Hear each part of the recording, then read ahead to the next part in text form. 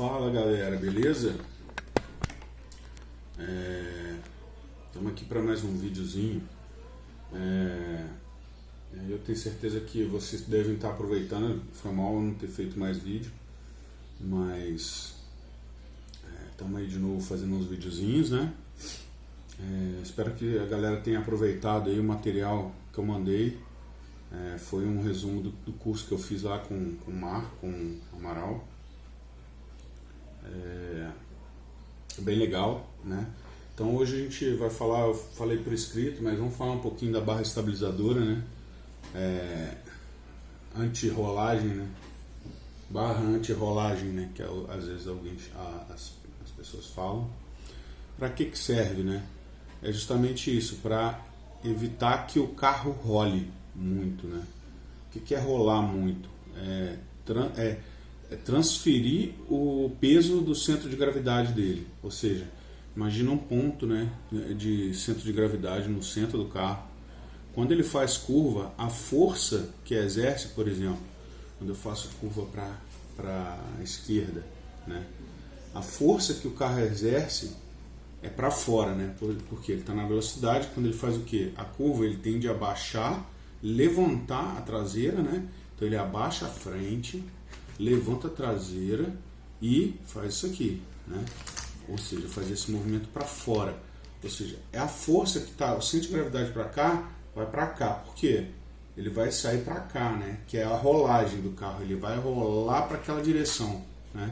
Então ele tende a ficar com muita força nesse pneu, ou seja, muita pressão nesse pneu daqui, né? O da direita, menos pressão nesse.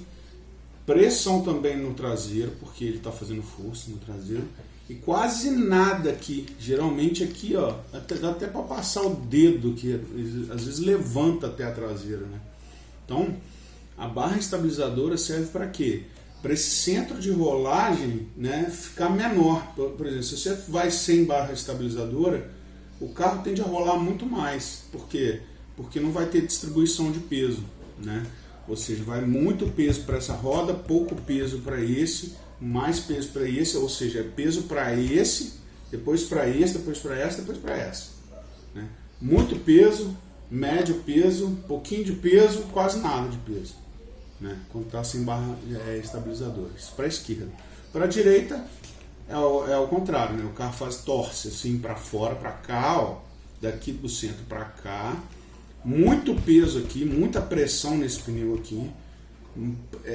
Então é esse primeiro, né? Muita pressão. Esse aqui também vai sofrer pressão porque está segurando toda a traseira do carro. Esse aqui menos, né? Tudo bem que tem também esse e esse aqui são quase iguais, né? Vai ter um pouco de pressão também, mas menos, muito menos do que esse. Por quê? Porque o carro está rolando para cá. E aqui a traseira levantando praticamente, né? Então aqui levantando. Então, quando você tem a barra estabilizadora, o que acontece? Isso na entrada de curva. Com a barra estabilizadora, ele tende a rolar menos. Ou seja, esse centro de gravidade que vinha muito para cá, a traseira vai segurar um pouco, né? Quando tem a barra estabilizadora, ela vai distribuir o peso dessa roda com essa roda, né? Então, ele distribui o peso, essa aqui vai ter mais pressão, né? Vai muito mais que se tivesse 100. Então, eu consigo... Na entrada de curva com uma barra estabilizadora mais grossa, eu consigo ter mais pressão traseira. Ou seja, na entrada de curva você vai sair menos de traseira quando você tem uma barra estabilizadora mais forte, mais dura, né? Quando você tem a mais mole, necessariamente vai ter menos tração traseira, né? Na entrada de curva. A gente tem que pensar nesse sentido, tá? Entrada de curva é uma coisa, né? Saída de curva é outra coisa, tá? Então vamos pensar sempre assim. Depois eu vou falar de entrada e saída de curva. Entrada de curva, então, mais a barra estabilizadora mais grossa, você vai ter mais pressão no pneu, consequentemente mais tração traseira. Na frente, mais pesado, né? Você vai ter mais pressão nessas duas rodas aqui. Mesma coisa, na entrada de curva, ele vai distribuir mais o peso na frente, ele consegue distribuir melhor, e aí você vai ter essa pressão transferida mais para esse pneu de carro, né? E aí você vai ter também mais pressão na frente, né? Como é que chama? Mais mole, né? Ou mais fina essa barra estabilizadora, menos pressão que você vai ter na entrada de curva e menos tração dianteira você vai ter, né? Ou seja, você vai entrar menos na curva, você entra, você pode, se botar menos barra estabilizadora mais fina na frente, a entrada de curva ele tende a até espalhar, né? Por quê? Porque ele tem menos pressão na frente, tá? Isso para entrada de curva. Então o movimento do carro é esse aqui, virou para a esquerda, ele vem todo para cá, ó, ele vem o peso para cá e ele tende a levantar essa roda aqui. Para lá ele tende a levantar a outra roda, ele faz assim, joga o peso para fora e faz isso aqui, né? Ele joga o peso para fora e faz isso aqui, ele tende a levantar essa roda aqui, a traseira. Beleza, com a barra estabilizadora ele tende a ficar com as 4 rodas no chão, e aí isso é importante, né? Só que quando você tem menos grip e mais grip, isso também influencia. Quando você tem mais grip, você pode endurecer tudo. Por quê? Você vai ter mais pressão e mais grip, você vai ter mais entrada, vai ter bastante, na entrada principalmente, bastante. Na saída de curva, isso muda um pouco, né?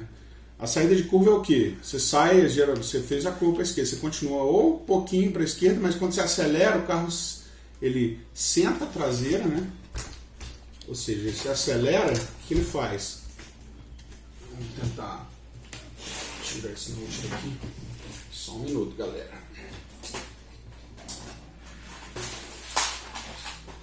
Então, aí você tende a fazer o quê?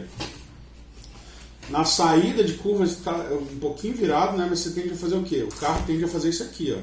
Ele levanta a traseira, ele baixa a traseira, né? E levanta um pouco a dianteira. Se ele fizer esse movimento muito, ou seja, ele vai ter mais pressão nas duas rodas traseiras e quase nada na frente. Você vai ficar perdendo na frente, muita frente, né? Então na saída de curva, tem gente que até gosta, né? De saída de curva perder um pouco a frente. Por quê? Porque fica mais estável, né? Mas se ele baixar muito também, dá muita pressão traseira. E aí também não é muito bom, você pode capotar, enfim. Então o ideal é quanto mais duro, né? Ou seja, mais duro na frente, na saída de curva, quanto mais duro a traseira, né? Você também vai ter mais tração traseira, tá? Por quê? Porque vai distribuir melhor os dois pesos aqui, né? Imaginando aqui, talvez eu vou até dar uma olhada direito, tá? Isso eu estou com um pouco de dúvida, né? E aí eu acho que vale a pena a gente testar, né? Porque com muito buraco, isso também tende a distribuir muito, ele pode dar uma desestabilizada, né? Com muito duro, né? Ou seja, muito buraco ou pouco grip, tende a desestabilizar muito. Então tem que arranjar um equilíbrio. A gente geralmente não muda, né, muito essas barras estabilizadoras, não, né? Mas vale a pena mexer quando você tiver, né? Quando você tiver, você pode e lembrando que isso é um ajuste fino, né? É um ajuste que você consegue fazer, um ajuste fino. Então é basicamente isso, tá? Na saída de curva na frente, né? Saída de curva na frente, você tem uma barra estabilizadora mais dura, você também vai ter mais pressão nas duas rodas da frente, né? Só que na saída de curva ele não é tão interessante assim, né? É mais na entrada, né? A barra estabilizadora ela trabalha muito melhor na entrada do que na saída, né? Na saída, no caso aqui, por exemplo, se o carro fizer muito isso aqui, né? Você faz muito squat, né? Que o pessoal chama, muito squat, né? Então quanto mais squat você tiver, você tem uma regulagem aqui dentro, né? Aqui assim, né? Tem uma buchinha, né? Aqui na parte da balança, né? Tem uma buchinha aqui, que é ou para cima, ou para baixo, ou no centro, né? Isso é o anti-squat, né? Então quando você tiver mais anti-squat, menos ele vai fazer isso aqui. Anti-squat, né, que a gente chama, né? Então é anti isso aqui. Então ele vai na hora de acelerar, ele desce um pouco, mas ele não desce tanto, né? Ele não chapa no chão e levanta a frente, ele tende a ficar um pouco mais estável. E menos anti-squat, aí ele vai deitar mesmo, ele faz um movimento para baixo, né? Quanto mais anti-squat, melhor você salta, né? Mas você perde um pouco também de tração traseira. Então, quanto mais anti-squat, você tende a perder um pouco de tração traseira. Menos anti-squat, você ganha um pouco de tração traseira. Eu fiz até uma modificação, estava com muito anti-squat, botei no centro, eu acho que o equilíbrio é o que vale, né? É isso. Próximo vídeo eu vou falar um pouco de estabilidade e tal, o que pode mudar, enfim. Beleza, valeu.